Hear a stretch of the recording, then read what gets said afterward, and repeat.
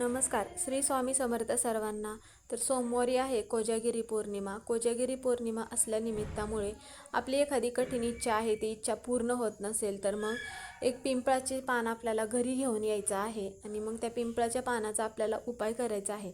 आता आपल्या घरामध्ये ज्या वेळेस काही ना काही अडचणी निर्माण होत असतात, त्यावेळेस मग आपण इतर सेवा उपाय करत असतो, पण इतर दिवशी केल्यानंतर त्याचं फळ मिळत नसते. कारण की पौर्णिमेच्या दिवशी आपण जर माता लक्ष्मीच्या काही सेवा केल्या तर त्याचं फळ आपल्याला नक्की मिळत असतं.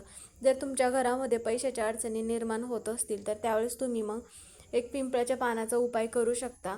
त्याबद्दलचीच माहिती अपलोड केली आहे. तर या चॅनलवरती मोठा व्हिडिओ आहे, तर ही सगळी माहिती तुम्हाला तिथे उपलब्ध होईल, तर तुम्ही तो व्हिडिओ जाऊन बघू शकता. तर मग तुमच्या पण घरी तुमची कोणती कठीण इच्छा पूर्ण होत नसेल तर मग त्यावेळेस तुम्ही पण हा उपाय आवर्जून करायचा आहे. श्री स्वामी समर्थ.